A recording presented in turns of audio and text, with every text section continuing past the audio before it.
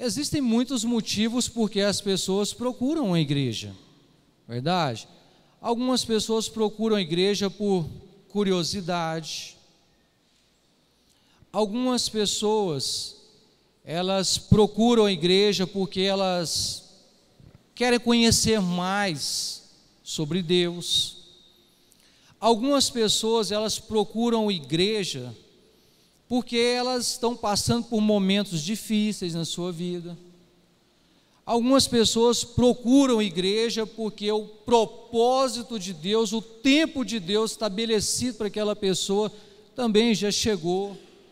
Então são vários motivos pelos quais as pessoas procuram uma igreja, ou pelo menos o que atrai essas pessoas até uma igreja. O meu propósito aqui nessa manhã e objetivo é tratar, como o bispo já bem colocou aqui, a respeito de igreja no sentido nós aqui, corpo de Cristo.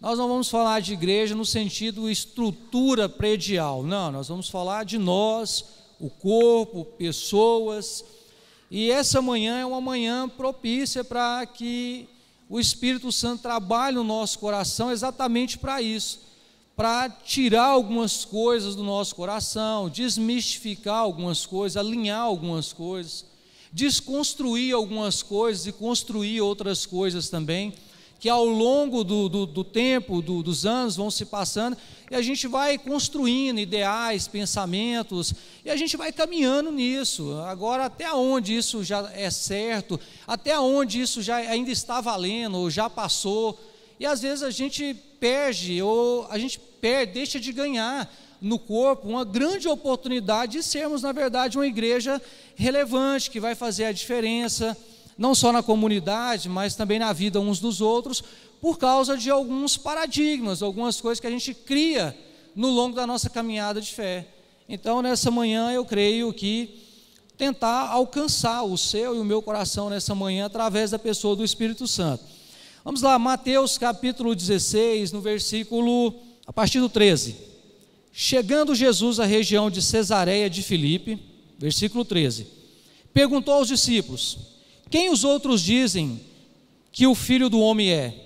João Batista. Aí eles responderam: alguns dizem que é João Batista, outros Elias, e ainda outros Jeremias, ou um dos profetas. E vocês? Perguntou ele: quem vocês dizem que eu sou? Simão Pedro respondeu: tu és o Cristo, o Filho do Deus vivo. Respondeu Jesus: feliz é você, Simão, filho de Jonas, porque isso não foi lhe revelado por carne ou sangue, mas por meu Pai que estás no céu. Agora sim o versículo 18. Eu lhe digo que você é Pedro, e sob esta pedra edificarei a minha igreja. Amém, irmãos? Então é a partir daqui desse versículo que nós vamos então conversar nessa manhã, falar um pouco sobre a importância da igreja. A igreja realmente tem feito uma diferença muito grande nesses dias. Não só nesses dias, sempre fez, está fazendo e irá fazer. Mas tudo indica que a igreja vai ter um papel importantíssimo nos próximos anos. Ela vai ser um fator determinante em muitas áreas, seja política, seja social, econômica. A igreja sempre teve essa participação e vai ter muito mais. E nós, como igreja, como corpo de Cristo, precisamos estar preparados para quando esse momento vier sobre as nossas vidas. E é sobre isso que nós começamos agora. O que nós precisamos para prevalecer como igreja? O versículo diz que as portas do inferno não prevalecerão contra a igreja. Primeira coisa, irmão, primeiro entendimento. O termo prevalecer significa que o inferno jamais vence a igreja. As portas do inferno não prevalecerá, ou seja, as portas do inferno não vencerá a igreja, mas não está dizendo que ela não vai lutar contra a igreja. A igreja sempre vai ter luta, a igreja sempre vai passar por batalhas, A igreja sempre vai passar por questões espirituais, mas a igreja jamais será vencida nessa dimensão. As portas do inferno não prevalecerá. Meu irmão, você pode passar por luta, você pode passar por dificuldade, mas na sua frente existe alguém chamado Jesus Cristo de Nazaré, que morreu na cruz do Calvário, e por esse motivo, não por mim ou por você, mas por Ele e para Ele, que são todas as coisas, o diabo não tem poder de vencer nada na sua vida, está entendendo? Então você pode passar por luta, dificuldades, provações, mas ser vencido, não, porque Ele já venceu por nós. Agora, o que nós precisamos, pastor, para ser uma igreja que prevalece? Primeira coisa, irmãos, nós precisamos saber quem é Jesus. Para nós prevalecermos como igreja, como corpo de Cristo, diante das situações, diante das questões do dia a dia, nós precisamos saber quem é Jesus. Se você observar, a partir do versículo 13, Jesus chega em uma cidade, e ao chegar nessa cidade, Jesus pergunta: quem que as pessoas aqui estão dizendo que sou eu? Ele está falando que eu sou quem? Aí os discípulos responderam: ué, mestre, alguns estão dizendo que o Senhor é o João Batista, alguns estão dizendo que o Senhor é o Jeremias, outros estão dizendo que o Senhor é um dos profetas. Irmãos, a questão maior não é quando as pessoas lá fora que não conhecem Jesus não sabem quem é Jesus. O problema maior é quando nós, que somos igreja e corpo de Cristo, não sabemos quem é Jesus. Encontrar pessoas lá fora que dizem não conhecer Jesus é algo até comum, porque eles não tiveram ou talvez não tenham acesso às verdades da Bíblia. Mas nós, a igreja de Cristo Jesus, não podemos afirmar de forma alguma não conhecermos Jesus. Afinal de contas, nós tivemos já uma experiência e conhecemos a Ele. Aí o que mais me choca é exatamente essa questão. Jesus vira para os discípulos e fala: tudo bem, eles não me conhecem. E vocês? E vocês? Quem vocês dizem que eu sou? Aí deu um silêncio naquele momento. Os discípulos ali, imagino todo mundo calado, porque a primeira figura predominante que reagiu com a fala é Pedro. E Pedro era o cara mais extrovertido. Para ele falar significa que os outros se calaram. Para ele falar significa que os outros demorou 1 minuto para pensar. Aí Pedro falou: Senhor, Tu és o Cristo, o Filho do Deus vivo. Nós, discípulos, precisamos saber quem é Jesus. Se queremos fazer a diferença como igreja, nós precisamos saber quem é Jesus. Mas como eu quero falar dessa diversidade do corpo de Cristo nessa manhã, existem 2 grupos de pessoas na igreja, quando o assunto é conhecimento a respeito da pessoa de Jesus. Existem pessoas que têm um conhecimento de Jesus, um conhecimento acadêmico. Conhecimento acadêmico é um conhecimento teológico. Você estudou, e por estudar você tem um conhecimento acadêmico sobre Jesus. E existe um outro conhecimento empírico. Conhecimento empírico, para você entender de uma forma bem clara, é aquele conhecimento que você adquire ele ao longo do tempo com a experiência de vida. Com a experiência de vida, vendo outros fazer. Vou te dar um exemplo claro. Por exemplo, um irmão, digamos que aqui nós temos um irmão aqui entre nós, aqui, pedreiro, o irmão é pedreiro.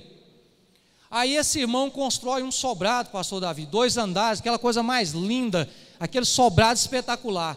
Aí chega alguém lá, um engenheiro, e fala: quem construiu isso daqui? Aí vem o irmão, o pedreiro da nossa igreja, e aquele irmão fala: foi eu que construí tudo isso aqui. Aí o engenheiro fala para ele: você formou engenharia aonde? Aonde que você formou engenharia? Que você construiu tudo isso aqui? Ele falou: não, eu nunca fiz faculdade na vida. Como assim? Nunca fiz faculdade. Eu aprendi isso daqui desde pequenininho, vendo meu pai fazer, trabalhando com meu pai. Quando nós olhamos para a palavra de Deus, nós vemos o conhecimento empírico lá no Egito. Quando o povo sai para o deserto, aquele povo que saiu para o deserto já não sabia mais quem era Deus, não sabia nada sobre Deus, porque afinal de contas já era a quarta geração que estava lá no Egito. E aquela geração, todo o conhecimento que eles tinham sobre Deus era o conhecimento empírico, era o conhecimento através das experiências. Que experiências foram essas, pastor? Começou com as pragas, as 10 pragas. Através daquelas pragas eles começaram a saber quem era Deus. Então, dentro da igreja hoje, nós temos pessoas, irmãos, que elas não têm um conhecimento acadêmico. Eu fico espantado, irmãos, eu converso com algumas irmãs aqui na igreja, eu fico espantado, eu fico maravilhado, porque essas irmãs têm um conhecimento sobre Jesus maravilhoso, conhecimento esse que às vezes nem eu tenho. Eu começo a conversar com algumas irmãs aqui na igreja, elas começam a contar, pastor Davi, experiências que elas tiveram com Jesus, experiências, elas conhecem Jesus de outra forma. Elas não sabem falar de um versículo para você, elas não sabem citar um versículo para você, elas não sabem muito da Bíblia sobre Jesus, mas elas conhecem Jesus na sua experiência, na sua intimidade, fortemente. Que conhecimento? Conhecimento é esse, pastor? É um conhecimento prático, é um conhecimento de quarto. Entra para o teu quarto, fecha a porta e o Senhor falará contigo ali. Nós temos, irmãos, pessoas que não têm esse conhecimento sobre Jesus, não tem, não sabe que lá já em Gênesis, que Jesus já havia sido profetizado e proclamado, que ele viria através de Maria, que ele iria pisar na cabeça da serpente, que ele veio através de Maria. Muitas pessoas não têm esse conhecimento sobre quem é Jesus, mas conhecem Jesus muito mais do que aqueles que têm o conhecimento acadêmico.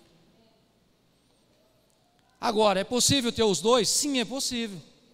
Paulo é exemplo disso. Paulo não só tinha um conhecimento acadêmico sobre quem era o Cristo, mas também tinha um conhecimento empírico, porque ele teve a experiência dele, Davi. A primeira experiência dele com Cristo foi quando ele caiu e aquela luz veio sobre ele. Então, irmãos, eu tenho essa convicção de que no nosso meio, as pessoas mais simples que estão aqui me ouvindo, você sabe quem é Jesus porque você tem tido experiências com Jesus. E isso é o mais importante. Qual é o propósito da minha mensagem? Eu quero deixar você confortável no aspecto de corpo. Porque um dia uma pessoa me encontrou, e por isso que eu estou falando isso daqui. Uma pessoa me encontrou e falou: pastor, eu fico tão triste. No meu coração, estou na igreja há tanto tempo. E até hoje vocês falam da Bíblia e eu não sei nada da Bíblia. E eu fico vendo vocês falar assim, eu fico tão triste porque até hoje eu não conheço a Bíblia, eu não sei ler. Falei: irmã, o mais importante, a questão não é que você não sabe ler a Bíblia. O mais importante é que Deus sabe ler o seu coração. Você pode até não saber ler a Bíblia, irmã, mas Deus sabe ler o seu coração. Então qual é a igreja que vai impactar o mundo daqui para frente? A igreja que sabe quem é Jesus. Aqueles que têm um conhecimento acadêmico e aqueles que têm um conhecimento empírico. Juntando os dois, vai dar um resultado muito poderoso. Segunda coisa para nós prevalecermos como igreja: tenha uma visão de corpo e não uma visão eclesiástica da igreja. Durante muitos anos, até séculos, a igreja do Senhor, ela foi desenvolvida com essa mentalidade eclesiástica. O que é a parte eclesiástica da igreja, pastor? A parte eclesiástica da Luz para os Povos é o bispo Timóteo e os pastores. Essa é a parte eclesiástica.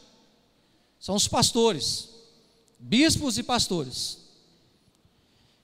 que sentam, reúnem, definem, estipulam projetos para a igreja. Mas a igreja é um corpo. E se você não mudar essa visão que eu vou te explicar agora, nós não vamos conseguir prevalecer como igreja. Porque a igreja não funciona com bispo e pastor, igreja funciona com corpo. Igreja não é bispo e pastor, igreja é corpo, igreja é família. Nós somos uma família, amém? Então essa questão da visão eclesiástica, o que é a visão eclesiástica para você que é corpo? É que às vezes as pessoas entram na igreja, bispo Timóteo, e eles entram na igreja com essa visão. Não, na igreja eu não tenho espaço para trabalhar. Não, na igreja eu acho que não tem nada, porque na igreja já tem uns pastores, já tem os bispos já que trabalham, que vão desenvolver todas as coisas. E com essa perspectiva, com essa mentalidade, os anos vão se passando e você vai se sentindo inútil.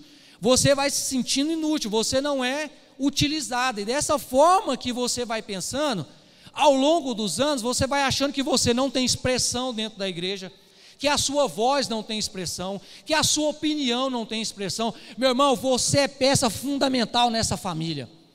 Você é importantíssimo, sim.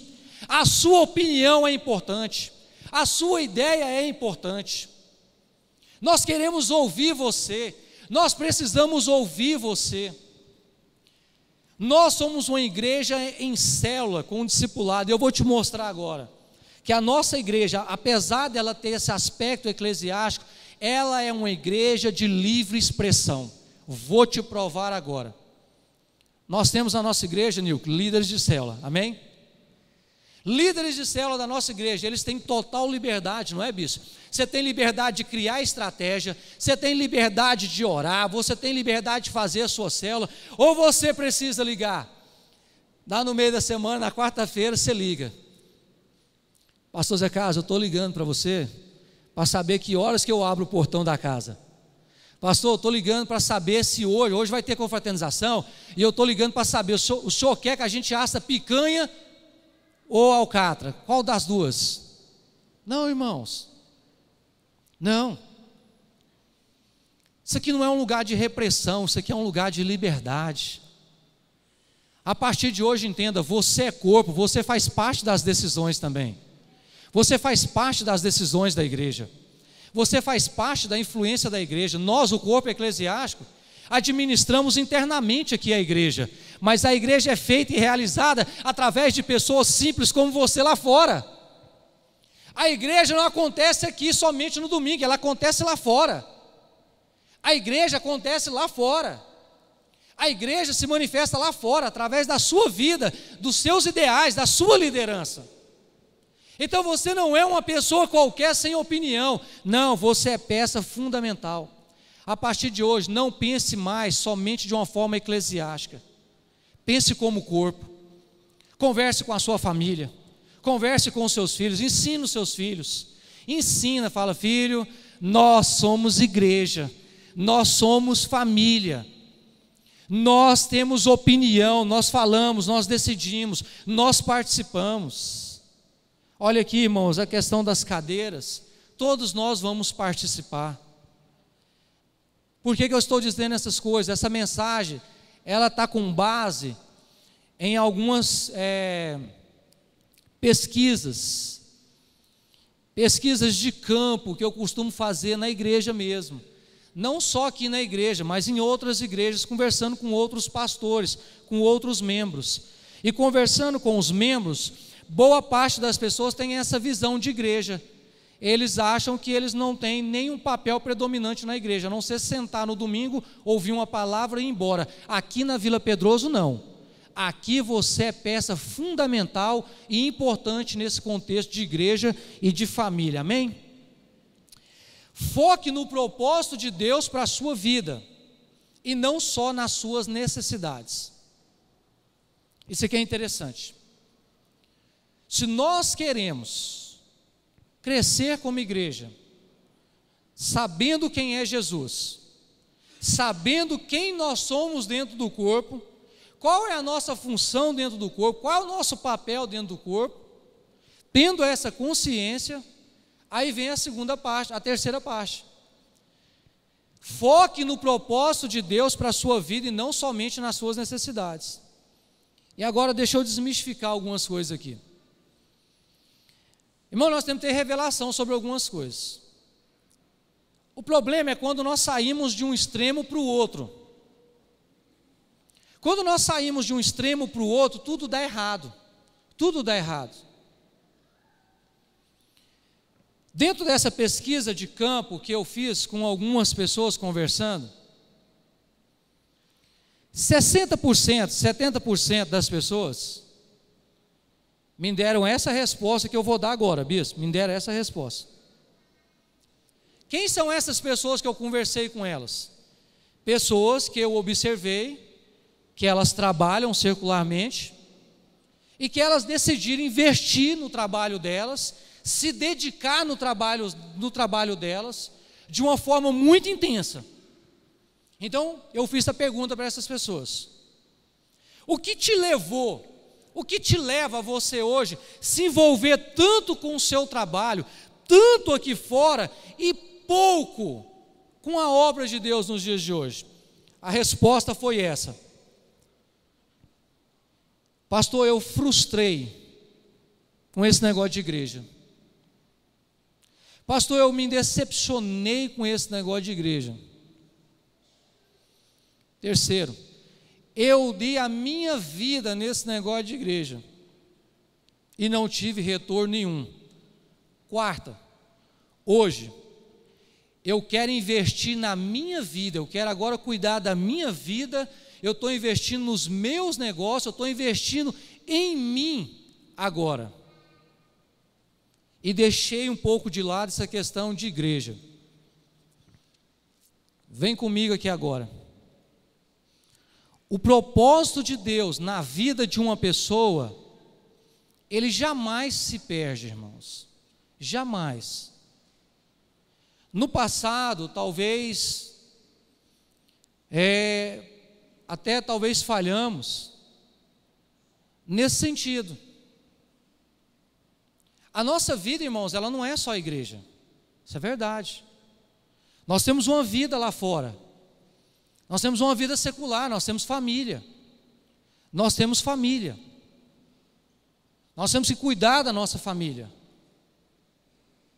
Deus, quem é casado, é você, não é sua esposa, você, esposa, filhos, trabalho, igreja.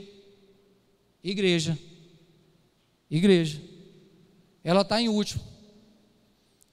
Sabe onde nós confundimos as coisas? Não confunda, a prioridade primeiro é Deus. Mas Deus ser a prioridade é uma coisa, pastor Davi. A obra da igreja é outra diferente. Uma coisa é a obra de Deus, outra coisa é Deus. Você pode ter Deus como a primeira coisa na sua vida. O fato de você ter Deus como a primeira coisa na sua vida, ela não está alinhada na questão da obra, em a obra ser a primeira também, não, ela está numa escala um pouco mais além. E durante um tempo, a conclusão que eu cheguei, que durante um tempo talvez muitas pessoas estiveram no lugar errado, na hora errada, com pessoas erradas. E durante um tempo, muitos foram ensinados sobre viver por isso, morrer por isso, se entregar por isso, porque isso é Deus. Não, isso não é Deus, isso é a obra de Deus. E nessa questão, nós nos perdemos, irmãos, nós nos perdemos, porque a igreja, ela tem dois lugares, ela tem o lado gerenciador e o lado hospital. A igreja se divide em duas alas, um lado hospital e um lado gerenciador. Qual é o lado hospital, pastor? O lado hospital é aquele lado que as pessoas chegam para a igreja machucada, ferida, doente, precisam ser cuidadas, precisam ser medicadas. As pessoas precisam ser cuidadas. Quanto tempo isso vai demorar? Não sei. 1 ano, 2 anos, 3 anos, 4 anos. Esse é o lado do hospital. E o outro lado gerenciador da igreja, pastor? O outro lado gerenciador é o lado onde as pessoas já estão saradas, curadas. São pessoas que já sabem o que quer da vida ministerial. São pessoas que já estão aptas para liderar. São pessoas que, na verdade, você não precisa colocar ela para liderar, ela te procura para liderar. Essa talvez foi uma falha nossa como igreja. E aí, o que acontece, irmãos? Nós trocamos. Nós permitimos pessoa do hospital entrar no lado gerenciador e pessoas do lado gerenciador entrar do lado do hospital. E nessa caminhada, o que aconteceu? Muitas pessoas não conseguiram, muitas pessoas não foram, porque não era para elas estar no lado gerenciador, não era para estar liderando, não era para estar discipulando, era para estar do lado do hospital, era para estar do lado sendo cuidado. Eram pessoas que não suportavam, irmãos. Elas não suportavam o lado gerenciador. Por quê? Porque o lado gerenciador, ele fala de meta, fala de cobrança, fala de responsabilidade. E nem todo mundo está preparado ainda para isso. Não foi sarado para isso, não foi transformado para isso. E com isso, essas pessoas, ao longo do tempo, se perderam. E por se perder, agora elas se perderam dentro do propósito de Deus e não quer mais. Agora elas querem cuidar da vida delas, porque elas se decepcionaram. Porque elas tentou e não deu certo. Meu irmão, deixa eu te dizer uma coisa, não importa onde você esteja nessa manhã, o propósito de Deus é eterno, ele nunca se desfaz na sua vida. Não importa o que está te machucando nessa manhã, Deus tem um propósito para a sua vida e nada vai mudar isso. Irmão, você tem que trabalhar mesmo, trabalha mesmo, trabalha, cuida bem da sua casa. Afinal de contas, a Bíblia diz que aquele que não governa bem sua casa não está apto nem para liderar as coisas na casa de Deus. Cuida da sua família, cuida bem, investe bem, cuida dos seus filhos. Mas deixa eu dizer uma coisa para você, Deus cuida de você. Nessa manhã está na hora de você voltar novamente para o propósito de Deus na sua vida. Eu não sei o que te frustrou, eu não sei o que te decepcionou. Talvez te colocaram no lugar errado, no dia errado, para fazer a coisa errada, não era nem para você estar lá, mas te colocaram lá. Te colocaram lá. Talvez te pressionaram para fazer uma coisa que você não queria, você não estava pronto, mas te pressionaram, você foi lá e foi, e deu errado. E por causa disso, você acha que agora o culpado é Deus, o propósito de Deus. Não, o culpado talvez é eu, o pastor Zé Carlos, que coloquei a pessoa lá no lugar errado. Volta para o propósito de Deus nessa manhã. Quando você vê pessoas demais investindo em muita coisa, isso é escape, caçando uma coisa para gastar tempo, procurando uma coisa para ocupar a cabeça. Meu irmão, volta para o propósito de Deus. Eu não sei qual é o propósito de Deus para a sua vida, eu sei para a minha, mas para a sua eu não sei qual é o propósito de Deus para a sua vida. Mas é importante que você se encontre nessa manhã, porque a igreja que vai fazer a diferença é a igreja que sabe qual é o propósito de vida para ela. Você precisa saber qual é o propósito que Deus tem para você, para a sua vida. Não sejais ansiosos com coisa alguma, nem com o que vestir, nem com o que comer. Deus cuida de você, meu irmão. Nós estamos vivendo um momento aqui na Vila Pedroso de construção. Nós estamos desconstruindo muitas coisas, né, bispo? Estamos construindo outras. Nós erramos, irmãos. Eu errei, nós erramos, sim, muitas coisas. Nós erramos. E nós, a cada culto, a cada domingo, nós estamos admitindo isso e procurando voltar novamente.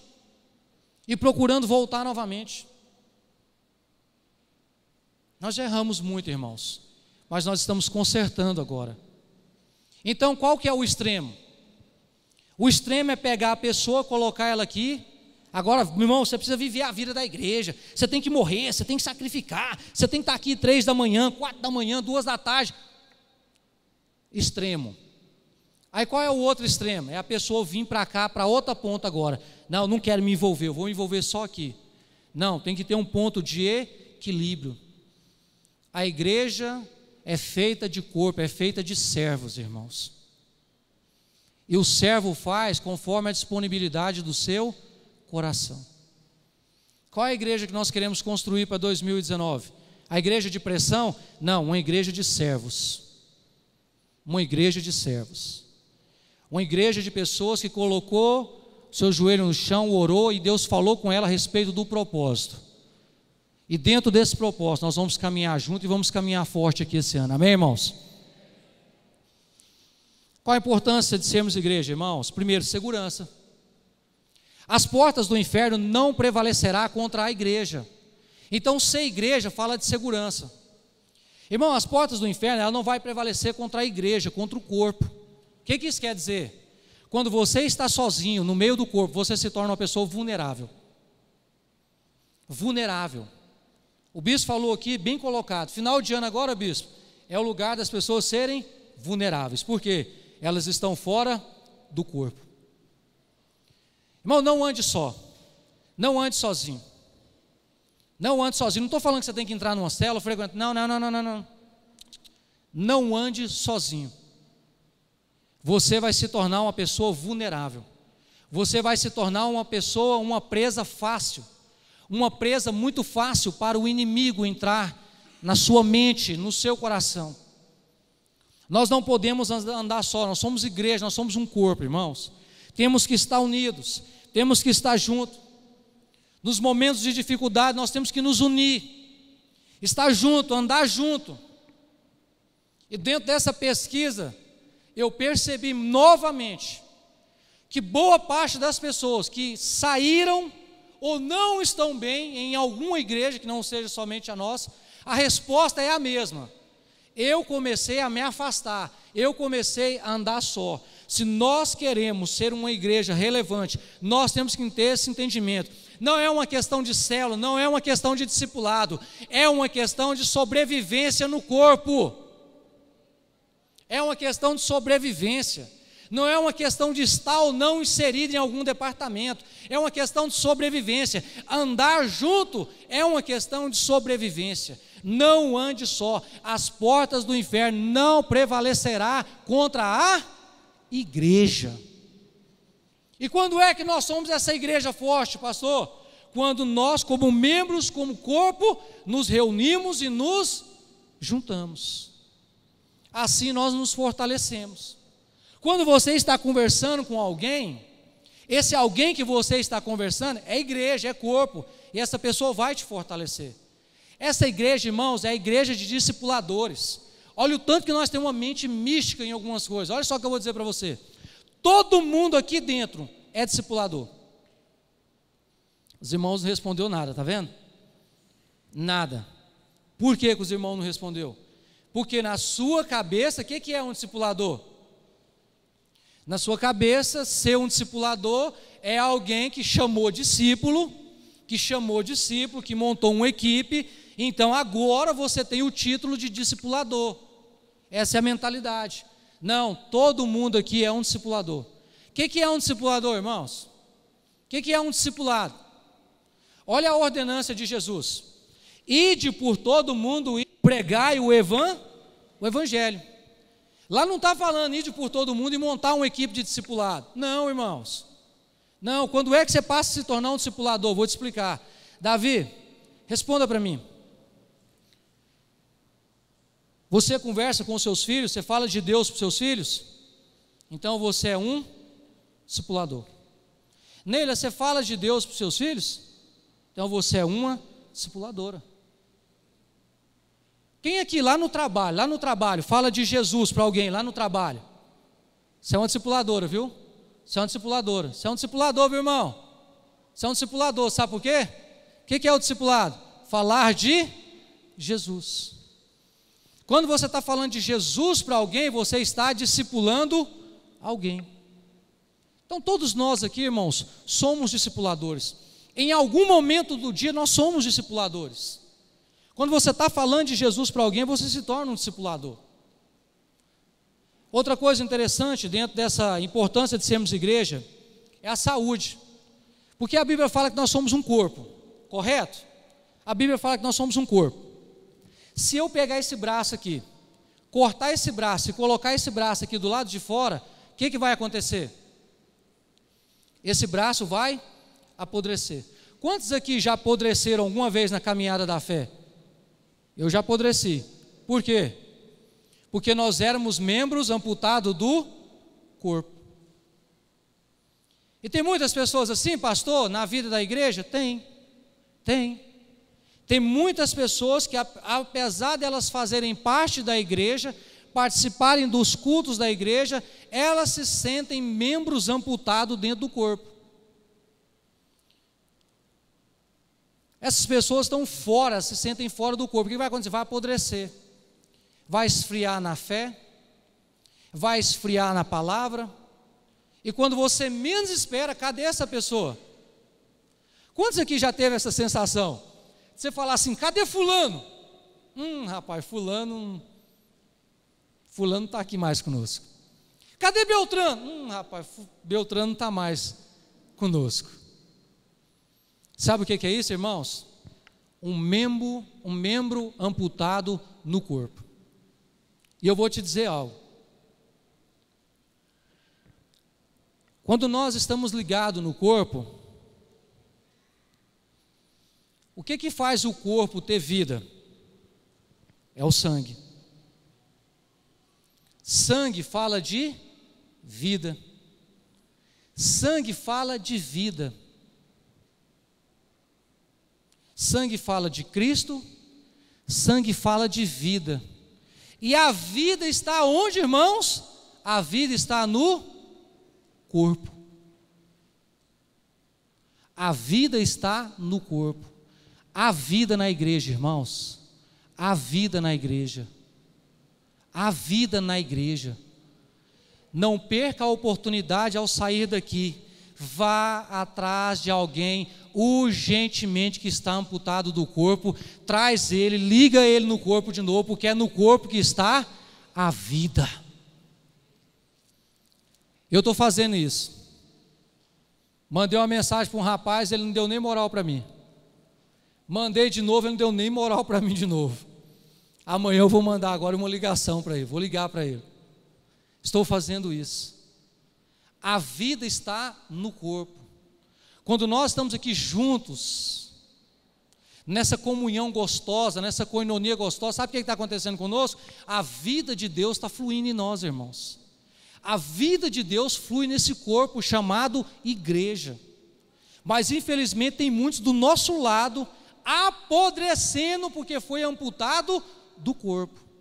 Quantos cirurgião nós temos aqui nessa manhã?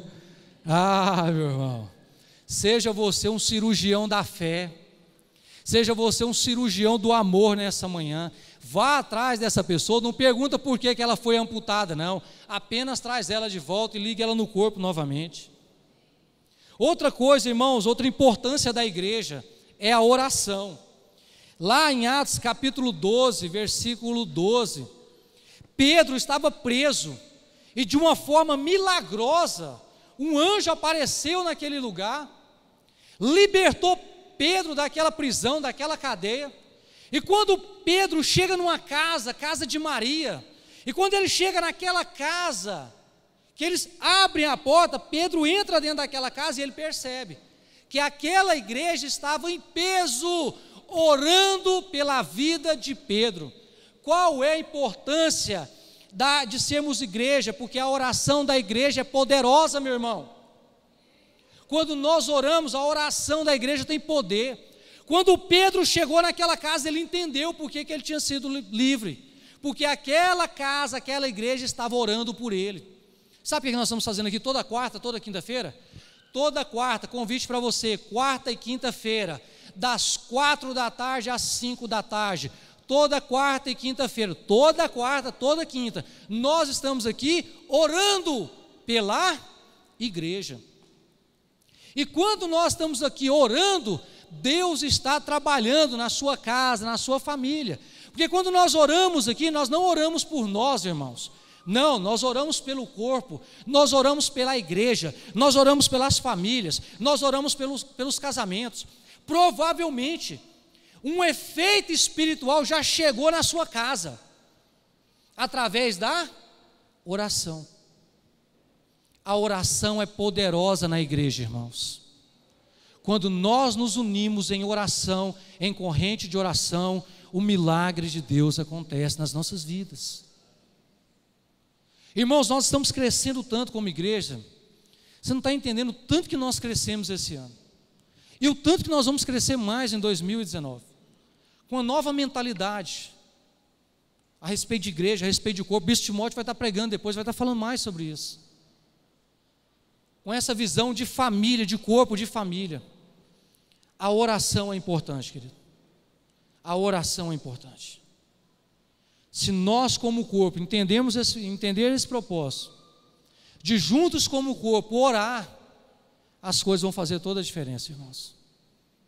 Às vezes eu fico vendo testemunho de irmãos aqui de oração, e eu fico maravilhado com o testemunho de oração que os irmãos contam para a gente, que eles conversam com a gente aqui na igreja.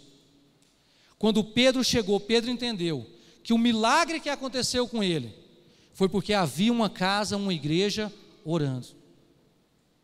Acredita no poder da oração. Lembra do centurião?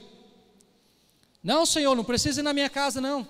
Se o Senhor liberar uma palavra daqui mesmo, quando eu chegar lá, meu servo vai estar curado. Isso é o poder da oração, irmãos. Isso é a força da oração. Porque a oração, ela não está ligada em tempo e espaço. Você não tem que estar lá.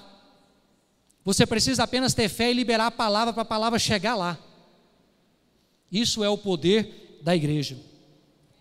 E já encerrando, eu quero falar da multiplicidade do corpo de Cristo. E aqui talvez é o divisor de águas para nós agora. Lá em Coríntios, 1 Coríntios capítulo 12,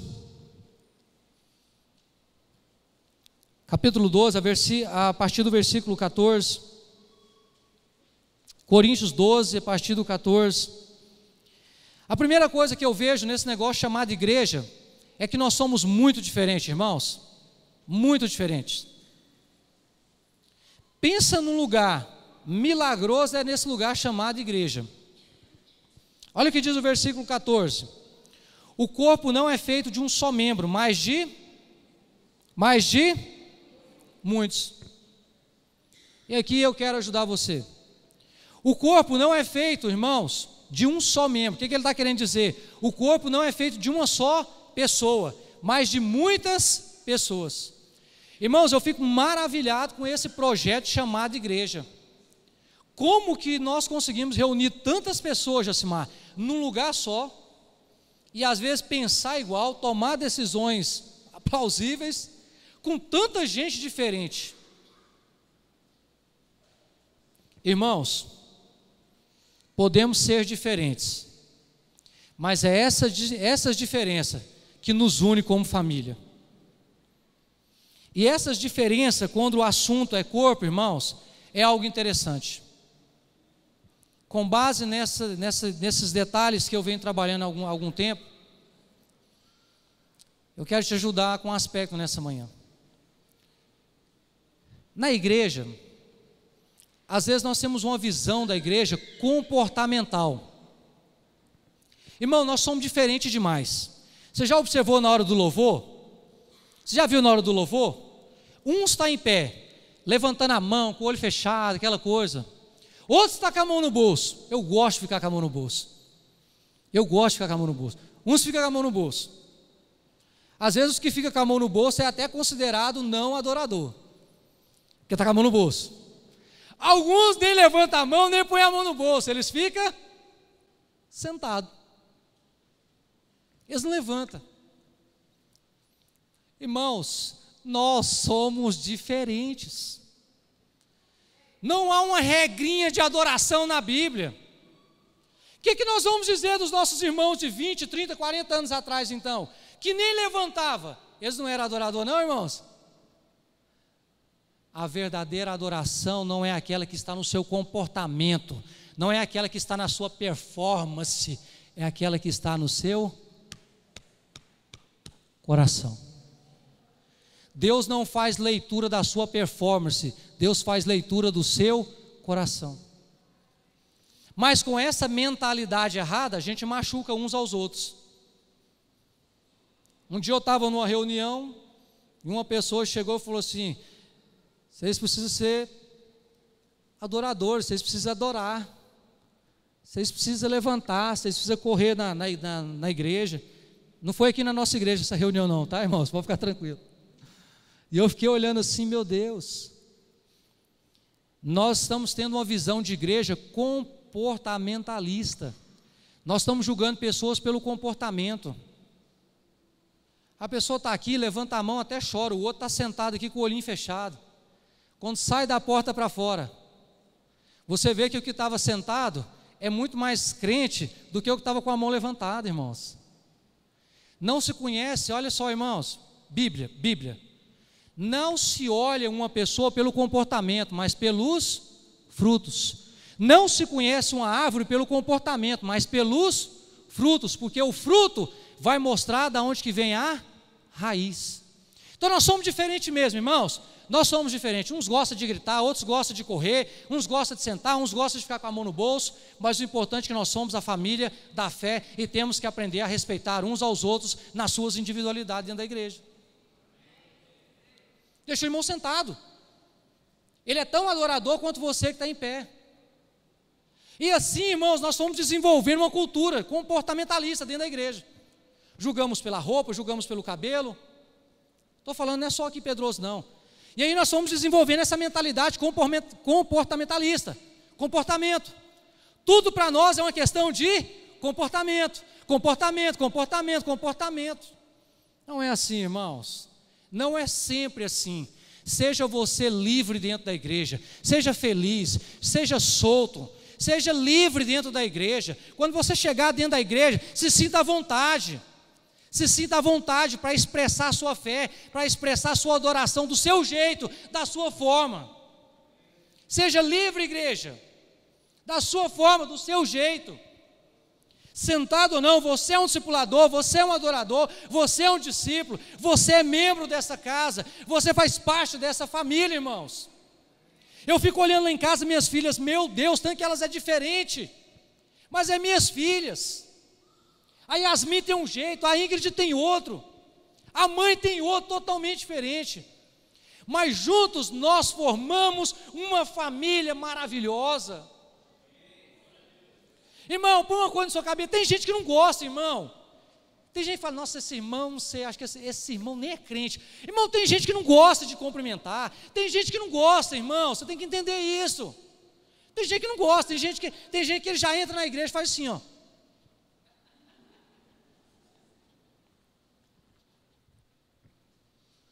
Mas tem gente que já é, tem gente que é igual o pastor Zé Casa, igual outros aqui, o bispo, é político, chega cumprimento, vai cumprimentar, um cumprimento, o irmão está, vamos começar o culto, os pastores estão aí, tá. E aí nessa caminhada a gente vai machucando os outros, é igual esposa e esposa, é uma guerra, porque a mulher levanta para adorar e fala assim, vai levantar não, filho de Baal? Vai levantar não, miserento, vamos. E nós temos umas culturas interessantes, né? Umas coisas nossas, né? Bate palma, baixa palma, levanta palma, bate palma, bate palma, levanta palma, bate palma, bate palma, bate palma. Não, tem gente que não. Está entendendo, irmãos? Está entendendo onde eu quero chegar com você? Se você não respeita nem a parte do corpo, que é a sua esposa ou o esposo que está do seu lado, como é que vai ser a igreja? É assim mesmo, irmãos. Tem gente que é assim, tem gente que entra, senta, sai, não cumprimenta, tem gente que conversa muito, outros conversa pouco, tem gente que gosta de abraçar, tem uns que você vai abraçar, na hora que você vai abraçar, ele já faz assim, ó. Mas já tem outros que já vem, te abraça, veja aquela coisa, parece um gato, né?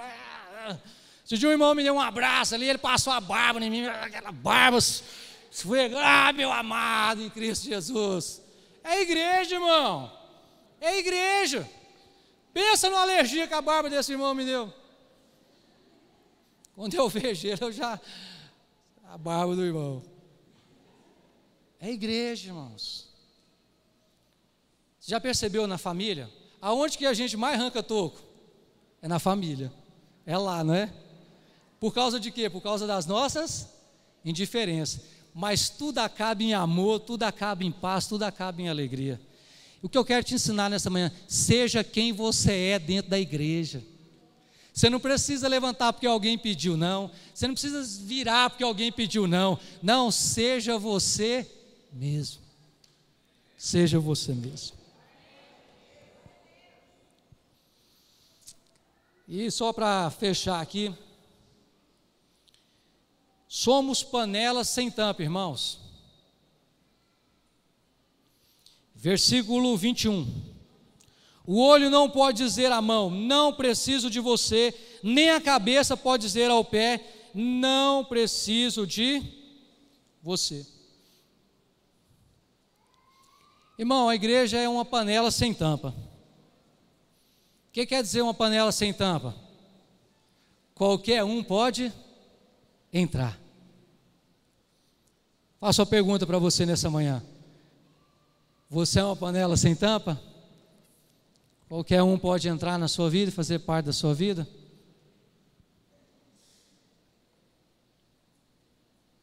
Nós, igreja,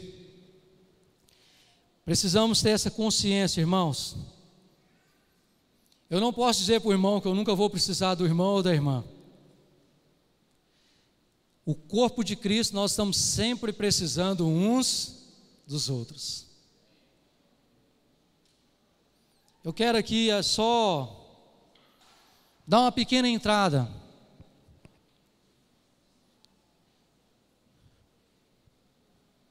Com o passar dos anos, nós desenvolvemos aqui na igreja chamada gerações. Geração, amém? Quem aqui faz parte de uma geração aí? E ao longo dos anos a gente foi desenvolvendo isso, né? Geração. E essa geração, elas ganharam força. Elas ganharam nome, elas ganharam força, mas elas também ganharam partido, elas também ganharam partidarismo. E ao mesmo tempo, nós que poderíamos ser uma igreja, uma panela sem tampa, nós começamos a nos tornar panelas com tampa. Por que panela com tampa, pastor? Porque agora eu me relaciono só com a minha geração. Eu me relaciono só com o meu grupo. Eu me relaciono só com o meu aqui. Irmãos, sabe o que Deus falou comigo há pouco tempo atrás, quando eu estava orando? Muita coisa parou de acontecer no nosso meio, porque nós estávamos construindo Torres de Babel. Torres de Babel. Não vou negar para os irmãos sabem que eu sou defensor desse pensamento, já tenho falado aqui sobre isso, tenho conversado muito com o bispo sobre isso, e nós vamos desconstruindo e construindo ao longo do tempo. Mas irmãos, no dia em que nós tirarmos as nossas tampas de geração e começarmos a nos unirmos, a nos abraçarmos novamente, a andarmos juntos, a estarmos próximos, a igreja vai mudar a história dela, irmãos. A igreja vai tomar outro rumo. Vai tomar outro rumo. Esses dias eu fui num evento e a pessoa falou assim para mim: pastor, quero ir com você. Falei, vamos. Ele falou assim: quem vai estar lá? Eu falei, fulano e fulano. Não vou não, não é da minha geração. Falei, então fica, miserento. Fica então. Então fica. O ano que vem, irmãos, eu falei isso com o bispo. Eu estive até conversando com a minha esposa. O ano que vem eu estou decidido. Acabar com esse negócio de geração gadita. Vai me perguntar, você é de qual discipulado? Discipulado pastor Zé Carlos, pastora Poliana. Pronto, acabou. Pronto, acabou. Qual geração que você é? Sou da geração... Que uau, o que, irmão? O ano que vem eu estou conversando com a minha esposa. Vou acabar com esse negócio de geração gadita. Geração você é? Geração luz para os povos. Geração família da fé.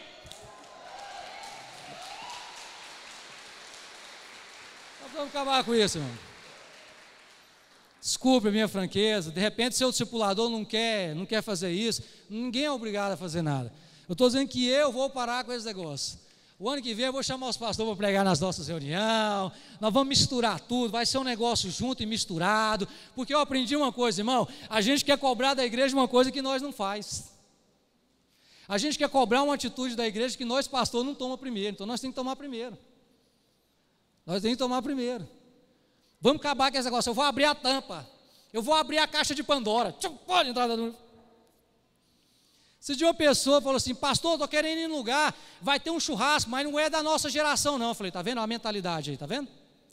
Eu vou no churrasco, pastor, mas não é da nossa geração, não. O senhor acha que eu devo ir? Eu falei, meu filho, leva eu. Leva eu, não tem janta aqui hoje, não. Leva eu também. Durante muito tempo, irmão, nós estamos levantando uma bandeira de geração, nós temos que levantar uma bandeira. Jesus Cristo é o Senhor. Bicho, eu vou falar um negócio. A melhor festa de célula que nós tivemos aqui na igreja foi a última agora passada. Foi a última. Eu vou te explicar por quê. É a partir daí que eu me revoltei com esse negócio. Eu já era revoltado, revoltei mais. Você percebeu as outras festas de célula? Quem participou das festas de célula aqui? Irmão, nós chegava aqui, pensa no negócio. Você chegava aqui na igreja, era um grupinho de cá, era um grupinho azulzinho dali, um verdinho, vocês é do verdinho, né? Verdinho aqui. Não, o verdinho que era o grupo maior, chegava, marcava as cadeiras, dominava tudo isso aqui, acabava com isso aqui tudo. Aí vinha o pastor Zé Carlos com a geração dele, nós mandou fazer umas faixas de quase 3 metros, Cleibinho fez umas faixas para nós. Aí nós chegávamos aqui, metia a faixa na cara dos outros, abria as faixas, tampava os irmãos ficavam oprimidos atrás das faixas.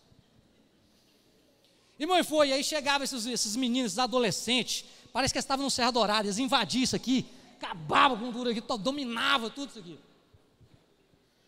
Aí agora entra, irmãos, os que do corpo é diferente de nós, eles iam lá para a parede, ficavam tudo assim, ó.